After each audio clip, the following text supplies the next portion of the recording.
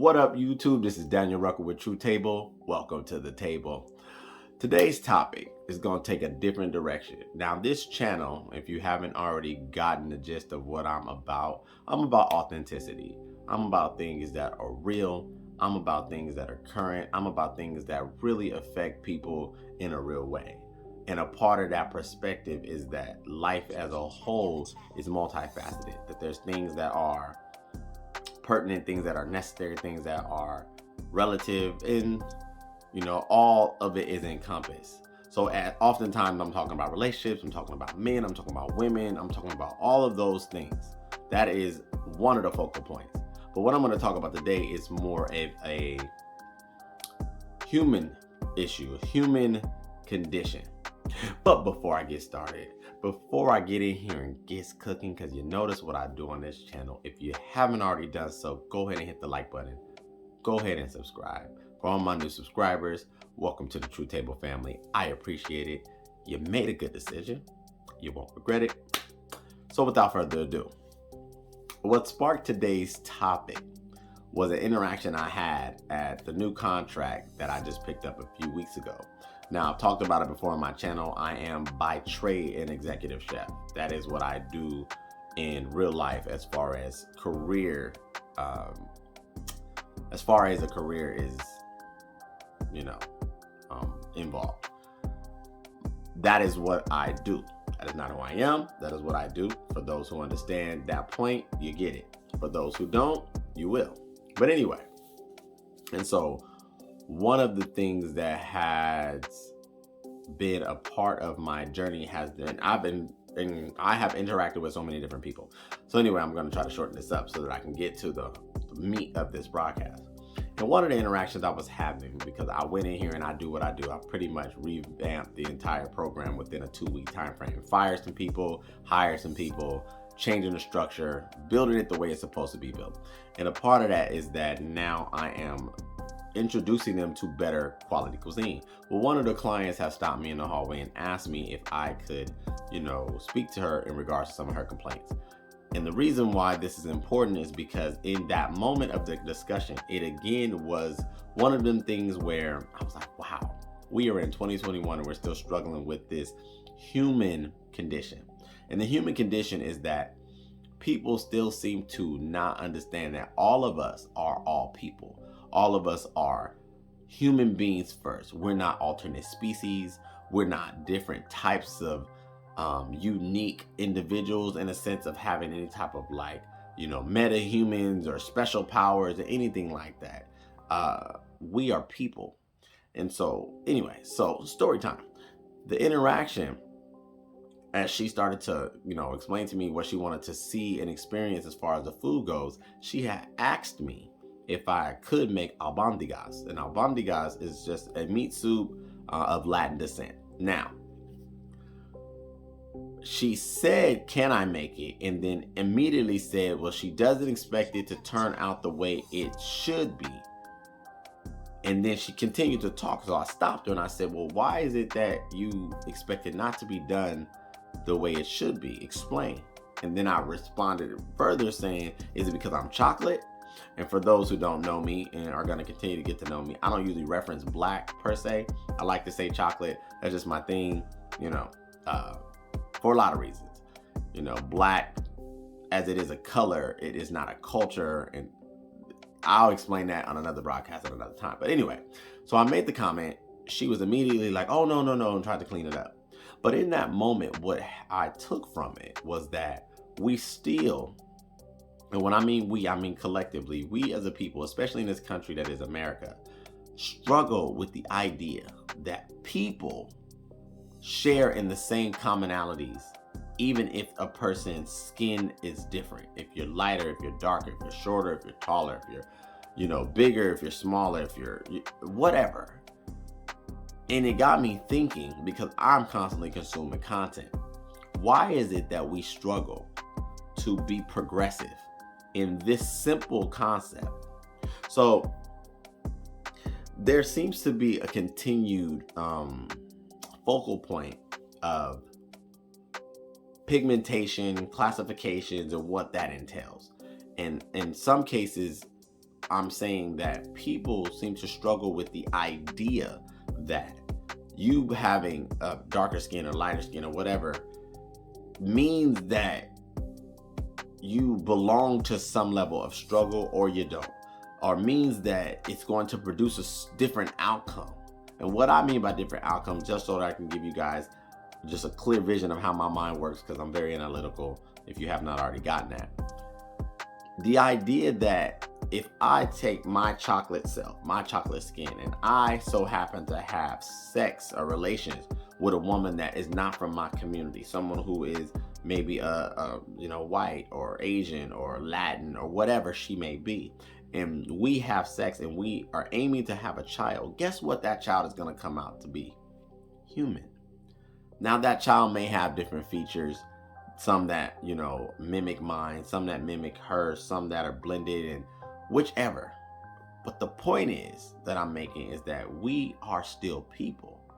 And I don't know about you, but I'm currently tired of living in a society where we still continue to categorize people and place people in segments where they belong. It is a very anti-progressive thought process. It is a very ignorant thought process. And I think that the social conditioning that exists in the current day just continues to further perpetuate it. Now, how did I come to this point? And why am I talking about this thing? And why are you on camera sharing your thoughts with your particular subscriber base about this issue? Well, as I constantly speak to my men, and I constantly speak to women, and those collectively as adults and leaders of the free world and citizens of the world, I'm conveying this because what I want to see is people who start to adopt a growth mindset in this aspect. I was having a conversation, and this is one of the reasons why I share with you what I do for a living, because I was having a conversation and I was explaining to the person that why is it that something like food has a ethnic connection to it? And what I mean by ethnic connection is that if you're in a region of the world like China or Japan or Germany, when they reference food, they reference it from that standpoint. They reference food. So it's not a Italian food, or it's not a Mexican food, or it's not a American food. It is essentially what it is. It's food. But here in America, we spend our time categorizing everything to where it's not about just it being what it is. It has to be categorized. It can't just be cuisine. It has to be a certain type of cuisine. And with that comes the problem, because as far as I know, the cows that live in Mexico don't speak Spanish. And then the cows that live in America don't speak English. And that they don't taste different because of where they're placed in the world. So therein, my problem was that something as simple as cuisine has an ethnic connection to it. Now, don't get me wrong, I'm not ignorant by any means, that I do understand that food is created in regions. It's created within certain cultures. It is done different. There is specifics that are tweaked. But let's be clear. Asians eat rice just like Africans eat rice. Germans eat potatoes just like Irish people eat potatoes. The food in itself, the core of that item, is essentially non-ethnic. It has no personality. It has no DNA per se.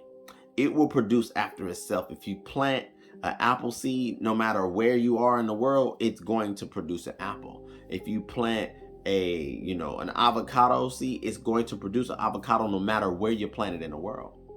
And just like that example, when you have humans being with humans, you have a male and a female who decides to come together to try to create another human, no matter where their ethnic connection comes from. Guess what, people? You're going to produce another human. So her response to the food that she was asking me to make kind of caught my attention because, yes, I'm wrapped in chocolate skin.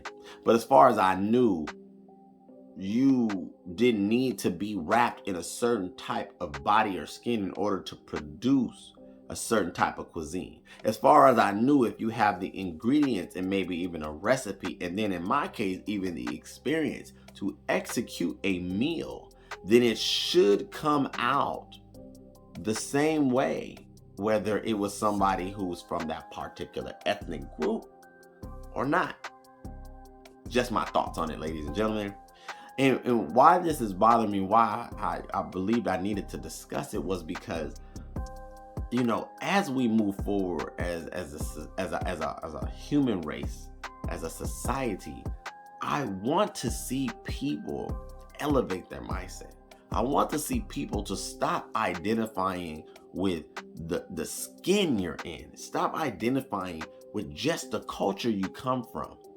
You as a person are a person. You have a beacon. You have a spirit. You have a internal force that is of tremendous power and relevance that supersedes just the food you eat or the dances that you're taught or the neighborhoods that you grew up in. It's so much more than that. And so many people I see rob themselves of being able to have a full human experience. One of the things that I coined as my position on it, observing people, being in 18 countries now, 20 plus odd states or whatever, is that I've come to believe that most people live their life in a 10-mile radius. And what I mean by a 10-mile radius, I don't mean that they physically just live in a 10-mile radius. I believe that most people in their mindset live in a 10-mile radius. That no matter where they, mobilize in the world, they're going to do what they can to create the same origin of what they're accustomed to and used to, instead of trying to embody or maybe even observe or maybe even educate themselves and grow to have a human experience in that region of the world or in that particular location in the world. See, I find that people are afraid most of the time. And the reason why they're afraid is because maybe their English isn't so good. Or maybe because the jokes in this culture is different than the jokes in this culture. Or maybe the accents, or all of the various things that come with you journeying out of your own familiarity. Which tells me that if you're terrified to try to connect to other people that don't look like you, if you don't try to mesh and grow and build friendships and connection with other people that don't look like you, then you're probably afraid. You're probably terrified. You're probably inadequate in some cases. And I feel for you. I feel for you because you're robbing yourself of a full experience. One of the things that I do, and I'm sharing this with you guys because, I'm being transparent, I keep it real over here on True Table, is, we all judge. We all judge people. Judging is a part of our humanistic, I would say, safety system. We judge for parameters. We are primal at our core. But one of the things that I judge, especially since we live in a modern time now with social media, is that I often like to look at people's pictures of their social group. When people post pictures on their IGs or their snaps or whatever, what I like to see is who they're posing with. And one thing that's always saddening, I don't want to say always saddening, but often saddening, is that in most cases, the person's page, whatever their ethnic group is, they tend to kick it with the same type of people. They tend to have a very consistent, how would I put it, campaign of people. It's not different. It's not unique. It's not interchangeable. It's not universal. If they're Latin, they kick it with Latin people. If they're chocolate, they kick it with chocolate people. If they so happen to be white, they kick it with white people. And I'm just like, people, where is the diversity? Where is the interest to get to learn not only yourself, but other people, and other people at the level of what their culture does have to bring? And not just going to a Mexican restaurant because you are someone who is not necessarily Mexican, or going to an Italian restaurant because you're not someone who's Italian. The experience should supersede food. The experience should be what it was meant to be. That's humanistic. So that's what I wanted to talk about today. This is a very convoluted type of topic. There's so many layers to it. There's so many variables to it, and I do want to dive deeper into it. But for the sake of time, I'm not going to hold you guys. For those who hung out with me tonight, I appreciate it. Thank you so much. For all my new subscribers, again, thank you so much. I appreciate you. You made a great decision. If you have not already done so, go ahead and hit the like button. Go ahead and subscribe. And this is Daniel Rucker with Truth Table signing out. Let's level up, people. We're all people. We're all humans. And let's have a real human experience. Thank you.